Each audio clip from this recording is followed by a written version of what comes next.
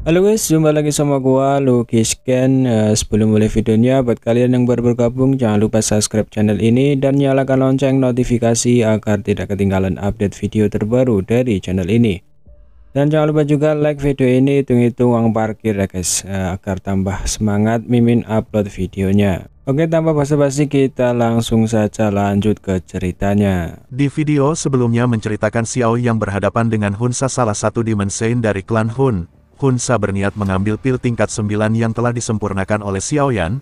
Oleh karena itu Xiaoyan terpaksa memakan pil tingkat 9 tersebut. Xiaoyan tidak menyangka bahwa tubuhnya tidak kuat menahan energi besar yang berasal dari pil tingkat 9. Belum lagi Hunsa terus-menerus mengejarnya, membuat Xiaoyan mengalami luka yang sangat parah. Di saat Xiaoyan tersendak, tiba-tiba saja Sun Er dan salah satu immortal klan Gu datang menyelamatkannya. Akhirnya Hunsa berhadapan dengan tetua klan Gu. Xiaoyan memfokuskan dirinya untuk menyembuhkan diri sekaligus menyempurnakan energi pil tingkat 9 dibantu oleh Sun Er. Pertarungan antara Hunsa dan tetua klan Gu sangat intens. Mereka sama-sama berada di tingkat Douseng bintang 7. Di saat tetua klan Gu lengah, Hunsa tiba-tiba menghilang dan menyerang Xiaoyan. Akan tetapi Xiaoyan sudah berhasil menyerap separuh dari energi pil tingkat 9. Xiaoyan menembakkan energi petir yang sangat luar biasa. Hal ini juga membuat tangan Hunsa terluka parah dan terpaksa mundur. Setelah itu Xiaoyan kehilangan kesadarannya karena terlalu banyak mengeluarkan energi. Oke, kita lanjut ke cerita selanjutnya. Setelah Xiaoyan tidak sadarkan diri, akhirnya dia terbangun sudah berada di sebuah tungku obat. Hal pertama yang dilihatnya bukanlah Sun Er melainkan Patua Shenlong. Nuansa romantis terjadi saat ini. Sun Er berkata dengan lembut bahwa dirinya sangat senang akhirnya Xiaoyan sudah pulih. Sun Er juga berkata bahwa Yao Tian dan Yao Ling sudah berada di klan Gu. Tiba-tiba saja Xiaoyan memegang tangan Sun Er dan berkata bahwa tidak perlu khawatir lagi, dirinya sudah baik-baik saja, bahkan sekarang dia sudah menembus ranah Douseng bintang 6 tahap menengah setelah menyempurnakan pil tingkat 9 sepenuhnya. Sun Er juga berkata bahwa dirinya harus berusaha menjadi lebih kuat lagi agar bisa melindungi orang-orang yang berharga baginya. Sun Er melepaskan tangan Xiaoyan, dia memalingkan wajahnya karena malu. Dia berkata bahwa Patua Shenlong sudah menginformasikan apa yang terjadi kepada klan Yao. Klan Lei dan klan Yan juga sudah datang ke klan Gu untuk mendiskusikan hal ini, dan mereka sudah menunggu Xiaoyan. Beberapa saat kemudian di aula utama klan Gu, terlihat sudah ada tetua Lei Ying ketua klan Lei dan Yan Jin ketua klan Yan. Orang yang di tengah adalah Gu Yuan ketua klan Gu. Mereka sedang mendiskusikan tentang apa yang terjadi di klan Yao. Gu Tuan berkata bahwa 3 Demon Saint klan Hun bersamaan dengan Nihility Devouring Flame ke klan Yao, dan mereka memblokir alam klan Yao. Jika saja Xiaoyan dan yang lainnya tidak mempertaruhkan nyawa mereka demi membiarkan anggota klan Yao pergi, mungkin mereka akan binasa seperti halnya klan Ling dan klan Si. Yang lebih mengerikan adalah Nihility Devouring Flame bisa berubah menjadi makhluk yang mengerikan yang disebut klan Tunling, yang mampu menyerap doki seseorang. Tetua Gu Hanhai juga berkata bahwa klan Tunling itu bisa menghabisi orang yang berada di ranah Douseng bintang 2. Tetua Lei Ying sangat terkejut dengan apa yang barusan dia dengar tentang klan Tunling. Dia sedikit tidak percaya bahwa Nihility Devouring Flame bisa berubah menjadi klan Tunling. Lantas Xiaoyan pun bertanya kepada Tetua Gu Dao tentang apa sebenarnya klan Tunling. Dirinya masih sangat muda jadi dia tidak tahu informasi tentang klan Tunling sepenuhnya. Gu Dao perlahan berkata bahwa warisan klan kuno bergantung pada kekuatan garis keturunan. Jika kekuatan itu melemah atau habis, maka mereka akan mati dan menghilang. Klan Tunling adalah klan mengerikan yang sudah ada sejak zaman kuno. Mereka bisa menyerap kekuatan garis keturunan klan lain. Tujuannya agar mereka tidak musnah. Banyak klan kuno hancur karena keserakahan klan Tunling. Klan Tunling mengambil garis keturunan mereka. Dulu itu menjadi bencana di benua Doki, dan mereka berhasil dimusnahkan sepenuhnya setelah semua klan kuno bekerja sama untuk melawan mereka. Aku ingat kepala klan Tunling yang terakhir dihabisi oleh klan Hun. Sesaat kemudian tetua Gu Nanhai sedikit menyadari sesuatu. Dia berkata, selama puluhan ribu tahun klan kuno secara bergantian menghilang. Beberapa ada yang hilang secara alami, tapi beberapa ada yang mengalami tragedi seperti klan Ling dan klan Si. Itu sudah lama sekali jika kita tidak bisa mencari penyebabnya. Selama ini klan Hun selalu aman dan tentram. Kekuatan garis keturunan mereka sangat berlimpah dan selalu bisa menghasilkan para ahli dari generasi ke generasi. Mendengar apa yang dikatakan tetua Gu Nanhai, tetua Yan Jin juga memahami apa yang dimaksud oleh tetua Gu Nanhai. Dia sedikit terkejut dan berkata, mungkinkah Nihility Devouring Flame menelan klan Tunling yang terkahir? apakah itu juga alasan kenapa Nihility bisa berubah menjadi klan Tunling? Tidak hanya berubah tapi juga bisa menggunakan kekuatan klan Tunling. Sontak Gu Dao juga setuju dengan pendapat tetua Yan Jin. Dia berkata, pasti itu alasannya, selama puluhan ribu tahun klan Hun sudah merencanakannya secara diam-diam, dan 4 pecahan Tusi Ancient God Jade sudah ada di tangan mereka. Selama ribuan tahun kekuatan garis keturunan klan Ling, klan Si dan klan Yao dan klan Si menjadi pemicu untuk menguatkan kekuatan mereka. Di antara semua kepala klan Hun, Hun Tiandi menjadi yang paling berbakat dan kejam jika dia bisa memasuki mansion di Gua Tusi Ancient God Jade dan mampu menerobos ke ranah Dodi. Tetua Yan Jin langsung berteriak sedikit keras setelah mendengar apa yang dikatakan Tetua Gu Dao. Dia tidak terima jika semua klan kuno bisa seenaknya dibasmi dan jadi santapan klan Hun. Setelah semua orang bertukar pendapat, tiba-tiba saja Gu Tuan perlahan berdiri dari kursi duduknya. Dia berkata dengan lembut, anak kisah dan pendapat kita mungkin semuanya benar. Kenapa kita tidak tanya saja kepada dalang di balik semua ini? Bu Yuan tertawa kecil saat dia berdiri. Kedua tangannya segera ditempatkan di belakangnya. Dia mengangkat kepalanya dan melihat ke langit kosong itu. Suara tenang itu seperti guntur tiba-tiba yang menyebabkan seseorang merasa bahwa kulit mereka telah hancur berantakan. Hun Tiandi, mengingat statusmu, mengapa kamu harus bertindak secara diam-diam? Suara Gu Yuan seperti ledakan entah dari mana, menyebabkan mereka yang hadir mengeraskan tubuh mereka. Sesaat kemudian banyak mata yang terkejut tiba-tiba terangkat, mereka melihat ke ruang kosong. Hun Tiandi, suara Gu Yuan terus bergema dan meledak di telinga Xiaoyan. Ini menyebabkan tinjunya perlahan mengencang. Pelaku utama yang hampir menyebabkan klan Xiao dimusnahkan akhirnya dia bisa melihatnya. Klan Gu waspada, 3 immortal dari klan Gu bergegas menuju langit pada waktu yang hampir bersamaan. Teriakan keras bergema di seluruh tempat, segera banyak sinar cahaya terbang melewati pegunungan. Semua ahli dari klan Gu muncul bersama. Segera aura yang luas dan kuat melonjak di langit. Barisan itu menyebabkan Xiaoyan menghirup udara dingin. Apakah ini kekuatan klan Gu? Tubuh Gu Yuan berada di langit sementara Doki melonjak melewatinya. Kedua tangannya ditempatkan di belakangnya. Ekspresinya tenang saat dia melihat ruang kosong. Meskipun tidak ada apa-apa di sana, dia tidak menunjukkan niat untuk mengalihkan pandangannya. Penatua Gu Yuan, ada apa? Ekspresi Yan Jin dan Lei Ying menjadi serius saat ini. Mata mereka melihat ke arah alam kosong, namun mereka tidak merasakan apapun. Segera kehati-hatian muncul di hati mereka. Bahkan dengan kekuatan besar mereka, mereka masih sangat takut pada orang-orang dari klan Hun. Hun Tiandi benar-benar ada di sini. Mungkinkah mereka berniat untuk menyerang klan Gu? Yan Jin berbicara dengan suara yang dalam, bahkan dia tanpa sadar mengerutkan alisnya setelah mengucapkan kata-kata ini. Klan Gu bukanlah klan yang bisa dibandingkan dengan klan kuno lainnya. Yuan tidak menjawab, matanya hanya terfokus pada titik di angkasa itu. Pegunungan yang awalnya sangat bising telah menjadi benar-benar sunyi. Semua orang mengerti adegan apa yang akan muncul hari ini jika klan Hun benar-benar muncul. Keheningan tempat ini berlanjut selama beberapa menit, namun tidak ada yang berani santai. Banyak pasang mata menatap tajam ke tempat di udara itu. Keheningan ini berlanjut selama beberapa menit lagi sebelum ruang kosong itu tiba-tiba membentuk banyak energi merah pekat. Tawa lembut perlahan dipancarkan pada saat yang sama. Gu Yuan, sudah lama sejak kita bertemu tapi persepsimu masih setajam biasanya. Munculnya suara ini segera menyebabkan semua ahli dari klan Gu perlahan-lahan mempersiapkan tubuh mereka. Doki bersiul seperti air banjir di dalam tubuh mereka. Setiap gerakan kecil akan dengan cepat memicu badai seperti serangan.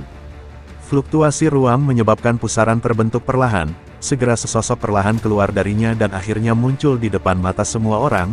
Orang yang keluar dari pusaran itu mengenakan kain putih keabu-abuan. Dia tampaknya berusia 30-an atau lebih. Wajahnya tampan dengan sepasang mata yang sangat kesan pertama yang diberikan orang ini bahwa dia adalah individu yang berbudi luhur. Jika orang ini memegang sebuah buku di tangannya, dia sepertinya tidak berbeda dengan seorang sarjana.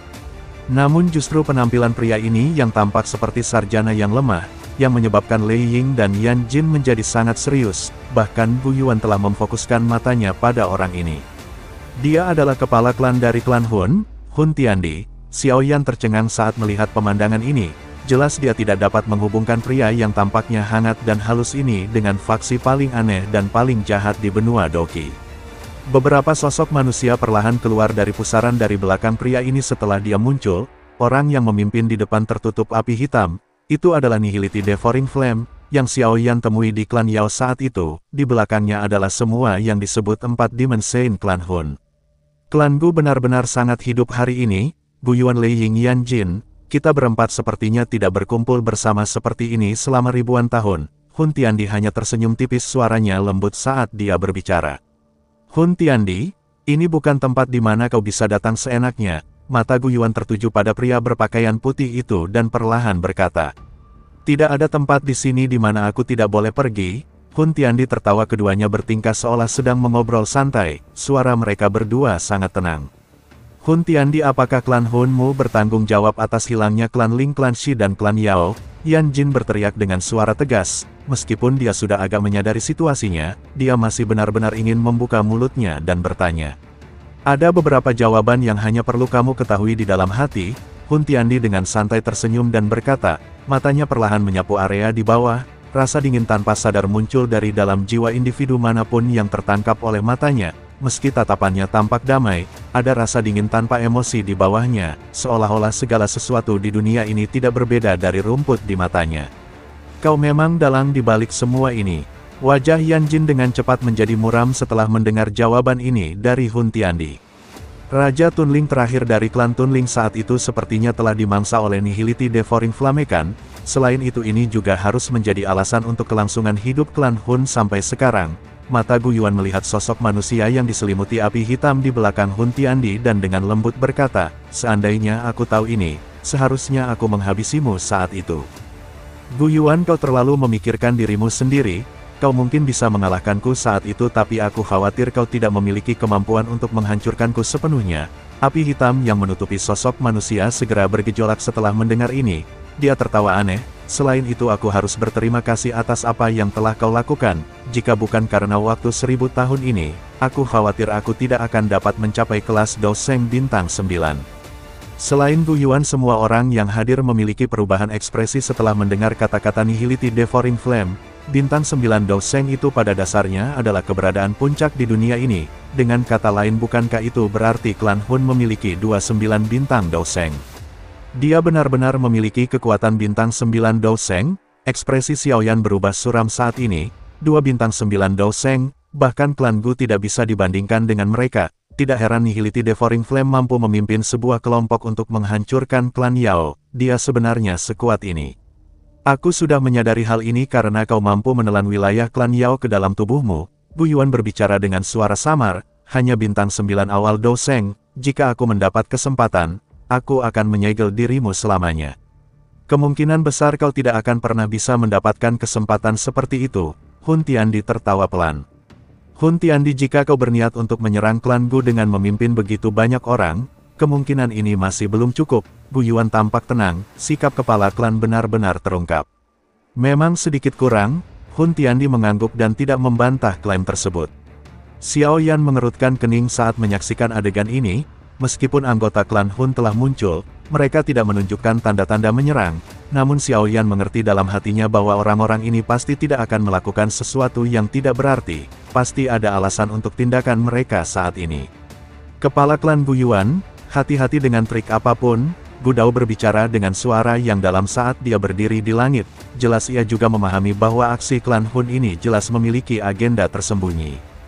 Hun Tiandi hanya tersenyum mendengar peringatan Gu Dao. Kedua tangannya ditempatkan di belakangnya. Dia tidak berbicara, yang dia lakukan hanyalah memimpin kelompoknya, hanya berdiri di udara dan menghadapi kelompok Gu Yuan. Adegan aneh ini menyebabkan Xiaoyan merajut alisnya dengan erat, tubuhnya bergerak dan muncul di samping Sun Er. Situasinya tidak tepat, dia harus memfokuskan pikirannya untuk mencegah situasi apapun terjadi. Keamanan Sun Er jelas yang paling penting. Tindakan klan Hun terlalu aneh, cara ini seolah-olah dia sengaja menahan Gu Yuan dan yang lainnya. Apa yang mereka rencanakan? Xiao Yap menoleh ke arah Sun Er saat dia dengan lembut bertanya, apakah giok kuno dari klan Gu ada pada paman Gu Yuan? Sun Er terkejut mendengar ini, dia ragu-ragu sejenak sebelum menjawab dengan lembut, tidak, giok kuno ada di aula leluhur, itu adalah tempat yang paling dijaga ketat. Sebagian besar ahli dalam aula leluhur seharusnya sudah keluar ke sini kan? Xiaoyan memandang para ahli dari klan Gu di langit dan berkomentar. Sun Er menyapu mata indahnya ke sekitar tempat itu. Segera ekspresinya sedikit berubah. Dia memang telah menemukan bahwa banyak ahli dari aula leluhur telah tertarik ke sini. Tujuan klan Hun adalah batu giok kuno dari klan Gu. Ekspresi Xiaoyan berubah suram setelah melihat wajah Sun Er. Dia mengangkat kepalanya dan berteriak, Paman Gu Yuan hati-hati dengan giok kuno dari klan Gu. Gu Yuan yang sedang berhadapan dengan Hun Tiandi di langit, tiba-tiba berubah ekspresinya. Sebelum dia bisa mengeluarkan teriakan keras, ledakan tiba-tiba dipancarkan dari dalam pegunungan. Itu adalah ledakan dari aula leluhur. Ledakan terus-menerus bergema dengan cara yang memekakkan telinga. Itu segera menyebar, menyebabkan ekspresi semua anggota klan Gu tiba-tiba berubah drastis. Beberapa saat kemudian salah satu pasukan hitam klan Gu terbang menghampiri Gu Yuan. Dia berkata bahwa penatua Gu yang telah melukai tetua aula leluhur dan mencuri batu giok kuno. Ekspresi Gu Yuan sedingin es, sinar cahaya tiba-tiba keluar dari dalam pegunungan, sosok yang agak menyedihkan dengan cepat bergegas maju dan berteriak dengan suara tajam. Seluruh klan Gu berubah menjadi keributan setelah teriakan ini terdengar, mata semua orang dipenuhi dengan ketidakpercayaan. Penatua Guyang, bagaimana ini mungkin? Wajah Sun Er juga berubah drastis saat ini saat dia tanpa sadar berteriak keras. Guyang adalah tetua kedua dari aula leluhur, dia telah menjaga aula leluhur selama ratusan tahun dan sangat setia kepada klan Gu. Bagaimana mungkin dia bisa mencuri batu giok kuno dan kabur? Sun Er bergumam pada dirinya sendiri, dari kelihatannya dia pernah memiliki kontak dengan penatua Guyang, apalagi kesannya terhadap pria itu cukup bagus. Ini perbuatanmu? Mata sedingin es Gu Yuan menatap Hun Tiandi yang tersenyum dan perlahan menuntut. Hun Tiandi menyeringai, namun dia tidak membuka mulutnya untuk mengatakan apapun. Pada saat yang sama dia tidak punya niat untuk berbalik dan pergi. Sepasang mata terfokus pada Gu Yuan, selama dia berdiri di sini, bahkan Gu Yuan tidak akan berani berbalik dan pergi. Ini karena Hun Tiandi mengerti bahwa jika dia pergi, tidak akan ada lagi orang yang menghalanginya di tempat ini. Gu Yuan dengan cepat menstabilkan emosinya, dia berteriak dengan keras dan menyatakan kepada Hun Tiandi bahwa klan Gu tidak selemah klan kuno lainnya. Jangan harap bisa membantai klan Gu seenaknya. Gu Yao juga tidak akan membiarkan Hun Tiandi keluar dari tempat ini hidup-hidup. Mendengar apa yang dikatakan Gu Yao, Hun Tiandi tersenyum. Dia berkata, 10.000 semut tetaplah semut. Klan Gu sudah sangat kacau untuk saat ini, jadi, apakah kau masih mampu untuk melawanku? Gu Yuan secara alami memahami pikiran Hun Tiandi. Rasa dingin sedingin es di wajahnya dengan cepat ditarik. Pada level ini ketabahan mentalnya sudah sekokoh batu, bahkan hilangnya giok kuno tidak membuatnya terus marah. Lalu dia memerintahkan agar menyegel klan Gu, dan menyuruh Gu Dao agar memimpin pasukan hitam untuk mencari Gu Yang. Setelah mendengar perintah Gu Yao, Gu Dao langsung bergegas memimpin pasukan hitam untuk mencari Gu Yang. Namun Hun Tiandi juga memerintahkan kepada 4 Demon Saint agar mencegah siapapun yang ingin menghalangi Gu Yang kabur dan jangan membiarkan 3 immortal klan Gu pergi dari tempat ini. Gu Yuan, orang-orang ini tidak bisa pergi dari sini. Hun Tiandi tertawa setelah memberi perintah kepada 4 Demon Saint. Ini bukan sesuatu yang bisa kau kendalikan, Gu Yuan berbicara dengan suara dingin. Segera dia melangkah maju. Gelombang energi yang tampaknya tak berujung di belakangnya segera bergejolak tak terkendali. Itu berubah menjadi gelombang pasang setinggi 100.000 kaki saat menghantam Hun Tiandi. Ruang yang dilewati gelombang energi tersebut bergetar hebat. Apa kau akhirnya tidak bisa mengendalikan diri dan ingin bertarung? Namun kau harus sadar bahwa ini berdampak kecil padaku. Hun Tiandi tersenyum setelah melihat serangan guncangan Gu Yuan. Dia mengangkat telapak tangannya dan lubang hitam terbentuk di telapak tangannya. Itu membengkak menjadi 100.000 kaki dengan kecepatan yang mengejutkan dan langsung melilit seluruh dunia ini. Gelombang energi milik Gu Yuan bertabrakan dengan keras dengan lubang hitam. Tidak ada suara keras yang mengguncang bumi yang muncul.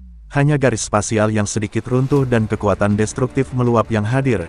Jika bukan karena Gu Realem telah diperkuat selama ribuan tahun, pertarungan antara keduanya akan menyebabkan ruang itu langsung terkoyak. Setelah tabrakan energi tersebut, kedua belah pihak langsung bergegas maju dan saling bertukar pukulan. Getaran hebat yang dihasilkan dari pukulan tersebut sangatlah luar biasa. Ruang di sekitar hancur sekejap. Xiao Yan dan yang lainnya merasakan hawa dingin muncul di hati mereka. Setelah melihat gelombang penghancur dari serangan mereka, mereka tidak ragu jika mereka terjerat di dalamnya, bahkan jiwa mereka akan lenyap dalam sekejap.